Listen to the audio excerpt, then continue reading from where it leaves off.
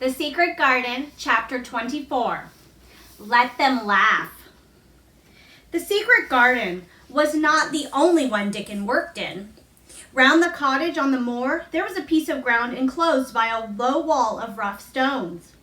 Early in the morning and late in the fading twilight, and on all the days Colin and Mary did not see him, Dickon worked there planting or tending potatoes and cabbages, turnips and carrots, and herbs for his mother.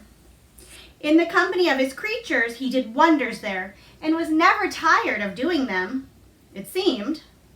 While he dug or weeded or whistled or sang bits of Yorkshire moor songs, or talked to Soot or Captain or the brothers and sisters he had taught to help him. "We'd never get on as comfortable as we do," Mrs. Sowerby said, "if it wasn't for Dickon's garden. Anything will grow for him. His potatoes and cabbages is twice the size as anyone else's, and they got flavor as nobody else's has." When she found a moment to spare, she liked to go out and talk to him. After supper, there was still a long, clear twilight to work in, and that was her quiet time. She could sit upon the low, rough wall and look on and hear stories of the day. She loved this time. There were not only vegetables in this garden.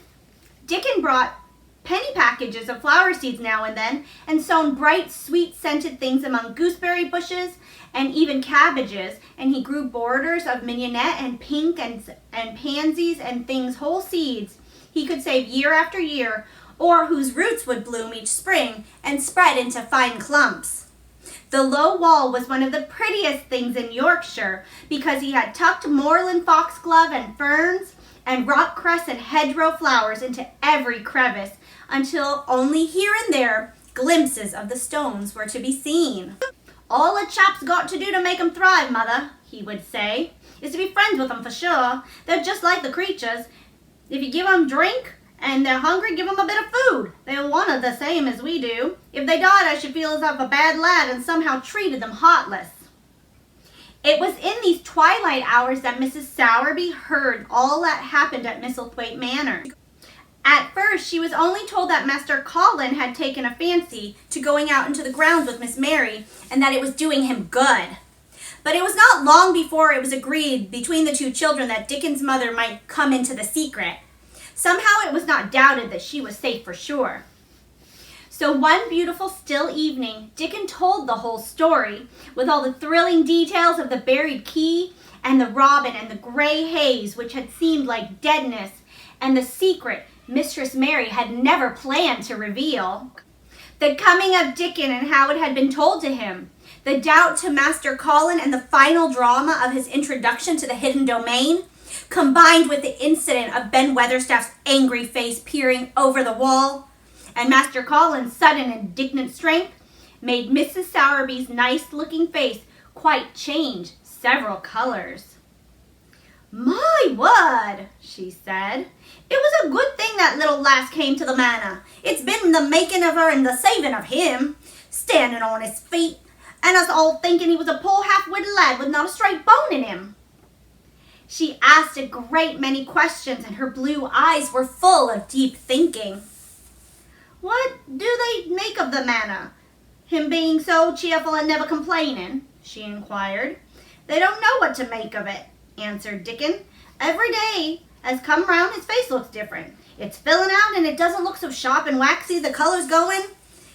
But he has a bit of complaining," with a highly entertained grin. "What for's mercy's name?" asked Mrs. Sowerby. Dickon chuckled. "He does it to keep him from guessing what's happened. If the doctor knew he'd found out he could stand on his feet, he'd likely write and tell Master Craven. Master Colin's saving the secret to tell himself. He's going to practice his magic on his legs every day till his father comes back, and then he's going to march into his room and show him he's as straight as other lads.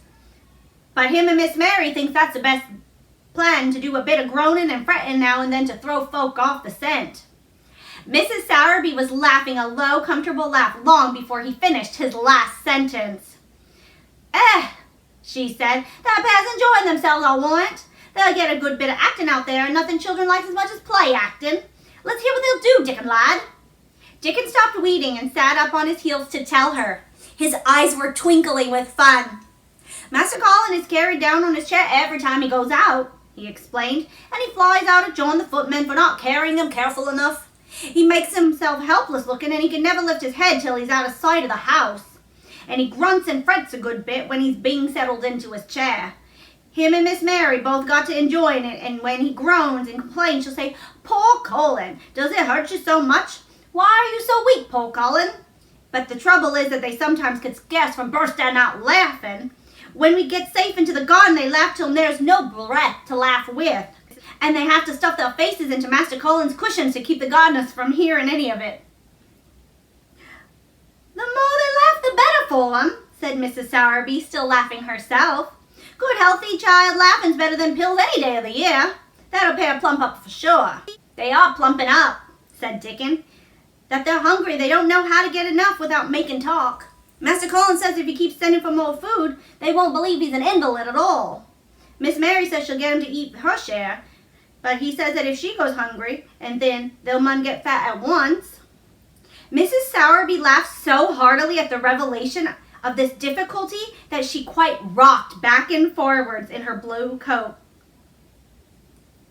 Mrs. Sowerby laughed so heartily at the revelation of this difficulty that she quite rocked backwards and forwards in her blue cloak, and Dickon laughed with her.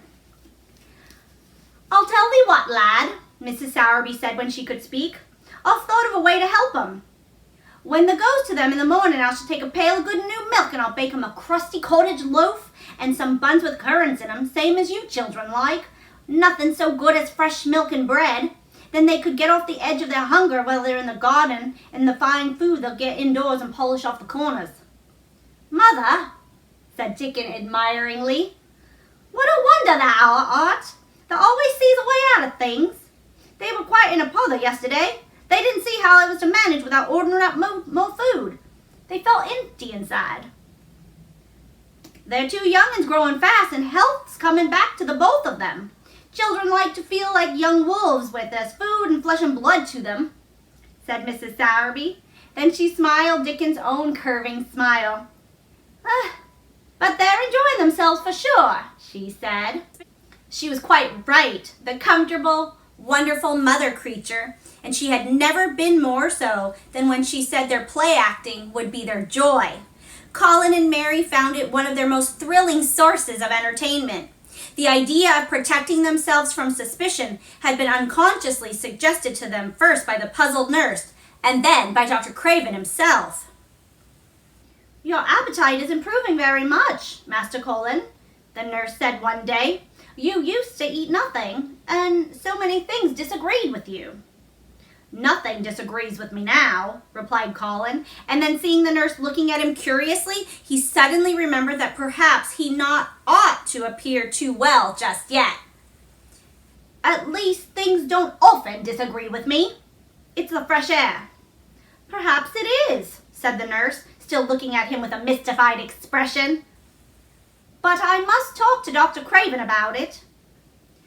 "How she stared at you," said Mary when she went away, "as if she thought there was something to find out." "I won't have her finding things out," said Colin. "No one must begin to find out yet." When Dr. Craven came in that morning, he seemed puzzled also. He asked a number of questions, to Colin's great annoyance. "You stay out in the garden a great deal," he suggested. "Where do you go?" Colin put on his favorite air of dignified indifference to opinion. "I will not let anyone know where I go," he answered. "I go to a place I like. Everyone has orders to keep out of the way. I won't be watched and stared at. You know that."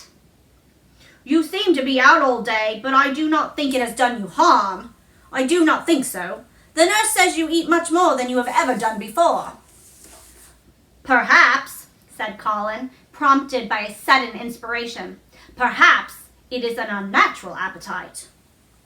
"I do not think so, as your food seems to agree with you," said Dr. Craven. "You are gaining flesh rapidly, and your color is better." Perhaps I am bloated and feverish," said Colin, assuming a discouraging air of gloom. "People who are not going to live often. Different."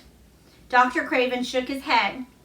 He was holding Colin's wrist, and he pushed up his sleeve and felt his arm. "You are not feverish. he said thoughtfully, and such flesh as you gained is healthy. If you can keep this up, my boy, we need not talk of dying. Your father will be happy to hear of this remarkable improvement. I won't have him told! Colin broke forth fiercely. It will only disappoint him if I get worse again, and I may get worse this very night. I might have a raging fever. I feel as if I might be beginning to have one now. I won't have letters written to my father. I won't! You are making me angry, and you know that is bad for me. I feel hot already. I hate being written about and being talked over as much as I hate being stared at. Hush, hush, my boy, Dr. Craven soothed him. Nothing shall be written without your permission. You are too sensitive about things. Let's not undo the good which has been done. He said no more about writing to Mr. Craven, and when he saw the nurse, he privately warned her that such a possibility must not be mentioned to the patient.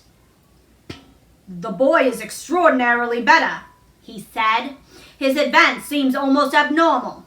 But of course he is doing now of his own free will what we must not make him do before.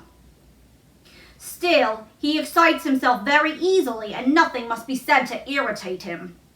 Mary and Colin were much alarmed and talked together anxiously. From this time dated their plan of play acting. I may be obliged to have a tantrum, said Colin regretfully, but I don't want to have one, and I'm not miserable enough now to work myself into a big one. Perhaps I couldn't have one at all. That lump doesn't come in my throat now, and I keep thinking of nice things instead of horrible ones. But if they talk about writing to my father, I shall have to do something. He made up his mind to eat less, but unfortunately it was not possible to carry out this brilliant idea when he wakened each morning with an amazing appetite, and the table near his sofa was set with the breakfast of homemade jam and fresh butter and bread, snow-white eggs, and clotted cream. Mary always breakfasted with him, and when they found themselves at the table, particularly if there were delicate slices of sizzling ham, sending forth tempting odors from under a hot silver cover, they would look at each other's eyes in desperation. I think we shall have to eat this all morning, Mary, Colin always ended by saying. We can send away some of the lunch and have a great deal of the dinner. But they never found that they could send anything away, and the highly polished condition of their empty plates returned to the pantry awakened much comment. I do wish, Colin would say also, I do wish the slices of ham were thicker, and one muffin is not enough for anyone.